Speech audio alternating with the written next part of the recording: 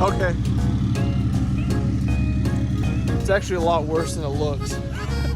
I mean, she's going. So I got Scotty here, and we're gonna pull this thing out before I roll my tractor off the backside of my new little dam.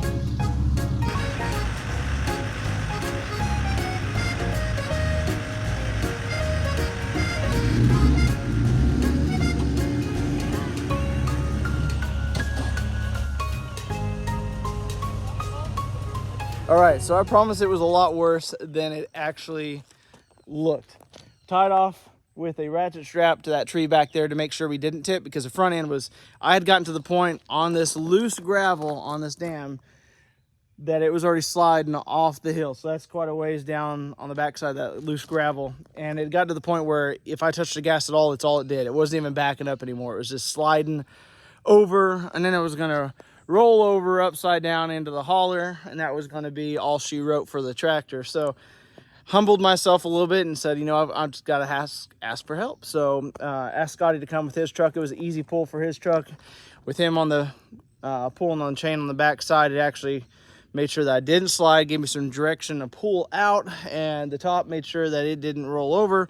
It looks super easy, but I can promise if I would have gone 2 seconds on that tractor without being hooked up or having Scotty on it, it would have been a different story. It would have rolled down, and it would have been down the hauler down there, and then it would have been fun. I had a damaged tractor. So little lesson for today to start Friday. Get to the point, if you need help, ask for help. It's better than dealing with all the wreckage that could have happened afterwards. So here we go.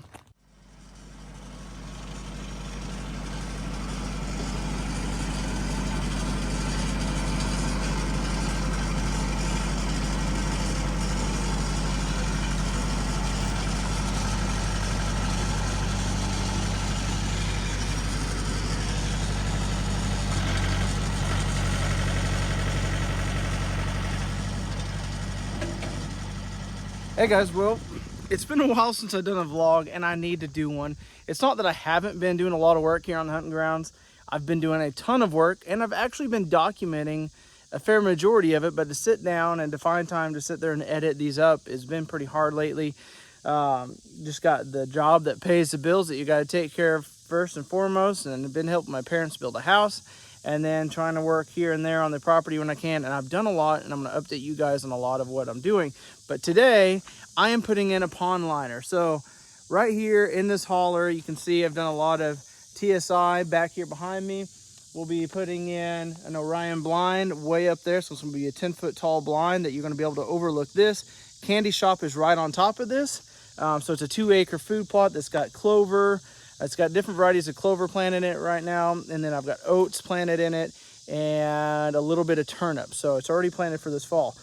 And so what I wanted to do is build a pond down here. And I knew this area, we're in the Ozarks. I knew if I started digging down, it was going to be in gravel. It got to be in a pure gravel bed down here. And so let me show you what I'm doing.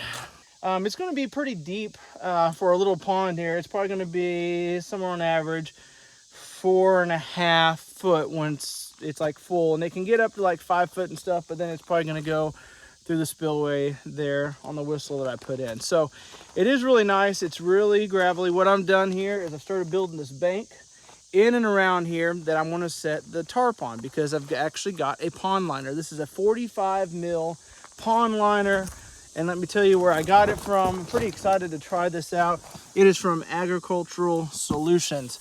I did a 25 by 25. I tried to compensate for the dip that's in here.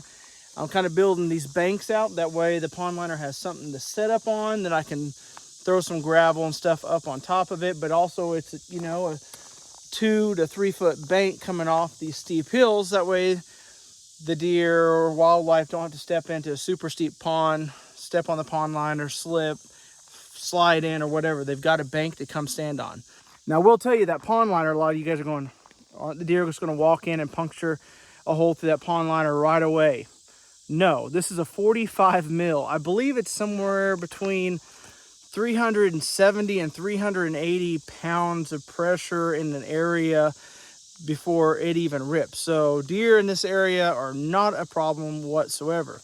Let me tell you something else I'm doing. You're also probably going, man, that's a lot of gravel. I mean, that's a lot of sharp rock. Look at that. I mean, it's nothing but sharp, jagged gravel. There's probably some arrowheads in here. But, so what I've done is recycle, reuse. I don't throw away too much because I can always use it for something. Well, I carpeted my house a couple years ago, did some really nice padding upstairs, and guess what? I got leftover padding. It's been sitting in the shop.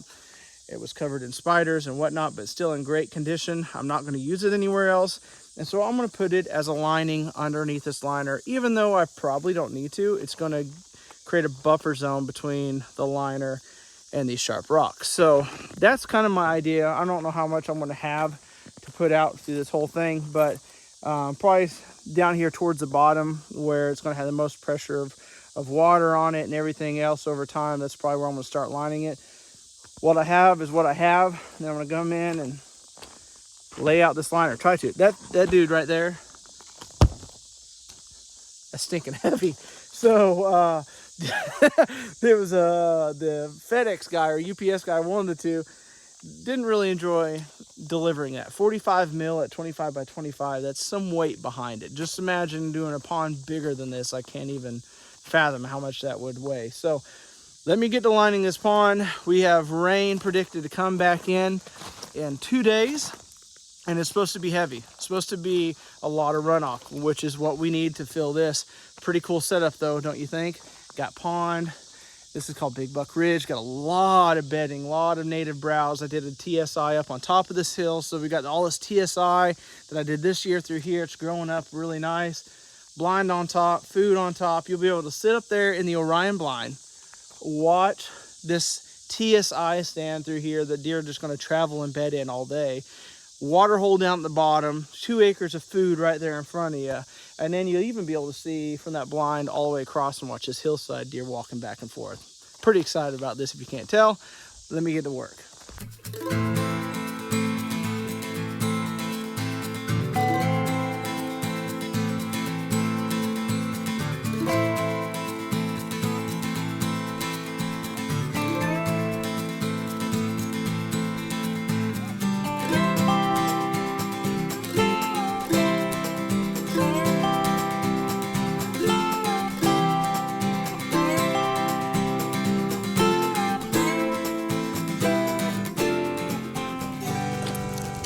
Whew.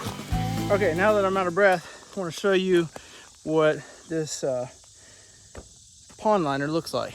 So there you go. It's made out to the hunting grounds. It's kind of nice. It comes with some repair tape. So if you're in the process of laying this down and you do snag a hole or two on it, it's nice that they have that repair tape. You can tell that's incredibly thick stuff. 25 by 25. This is 40 mil. I'm not for sure what I said earlier. I might have said 45 mil, but it's 40 mil. It might be a little bit of overkill, but I didn't have as much of the carpet padding as I would have liked. Sure, it's probably not going to last forever, but it'll probably last longer than you think. It's going to have a pond liner up on top of it with all this gravel below it, so it's probably going to drain really well and not just rot and decay away too awfully fast. But what I did is I put it up here at the beginning, so I've got a slow slope coming at more of the top part of this holler that drains into it, because my thoughts are the deer are probably going to come in there. We've got a long transition from deep to shallow here, so it's easy for deer to come in. If the deer come in from the sides, they've got some of these areas that's a 1.5 foot bank, and in some of this area it's a 3.5 to 4 foot bank that these deer can kind of step down on. Should be in water that should be at that point, 6 inches to a foot deep, and then we've got a lot of water in here, so super accessible for them. And as you can tell, it's at the level where it's going to be. It's not like they're coming down into a bowl and going to feel like they're ambushed the entire time. This is right in their comfort zone. One of the biggest deer trails on this entire property. One reason I put this here is right up here at the top of this. They transition right off this steep hillside, come down, walk right up through this area up to the food plot. And it's one of the biggest trails on the place. So I didn't mess with the trail at all. It's just right there, and it's right up against this water. So as this water gets established, it'd be nothing for them to walk that 10 yards, come get a drink, go up to get a bite to eat. So now for this pond liner, we'll see how interesting this is to maneuver by myself. I'd probably suggest having somebody. Everybody's busy right now, so 40 mil liner, let's go.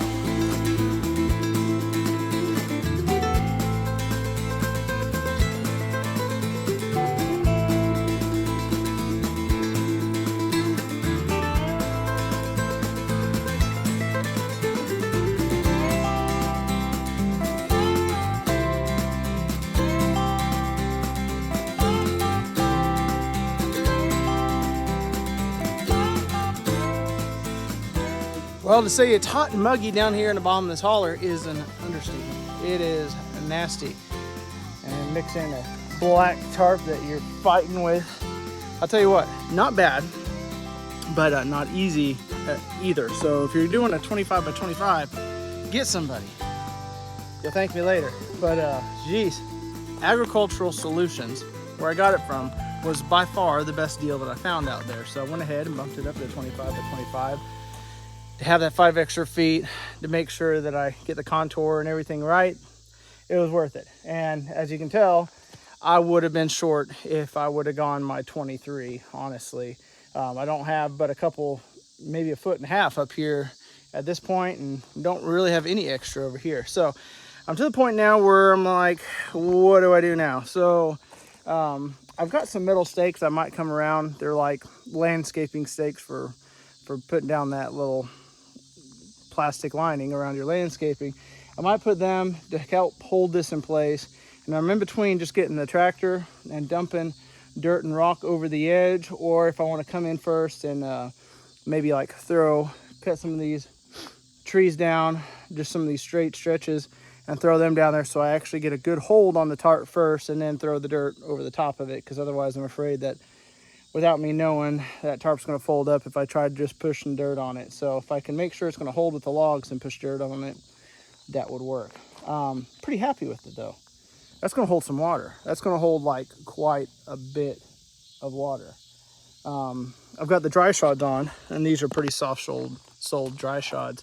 So I wasn't too worried about walking on it. I don't weigh 380 pounds. If you think I do, then we got a problem. But anyway, yeah, I went ahead and walked on it, and I didn't see anything even trying to puncture through it. All right, guys, well, I'm going to call it a day because it's been a day. Got this all laid out. I got it the way I want to. I've come in and I've cut these logs through here and had Dad come in and look. He helped me move some of these logs. Just wanted him to see the progress of what I've done. I actually dug out with the tractor a little ditch right here. That way, this is the holler that the water is probably going to come running down from, and I'm going to push the rock over, so it's kind of got like a little bowl right now, and it's pretty good. Like, it's going to hold a lot of water. I just am kind of indifferent on how I want to do this. If I want to lay that extra flap over and then put dirt over that, or if I want to try to bury that where it is there. I don't think I'll ever get it up that high because it's got the spillover right here. And if it gets up as high as that is, then we've got bigger issues. But pretty happy with it. It's looking really good. I know it's going to hold water.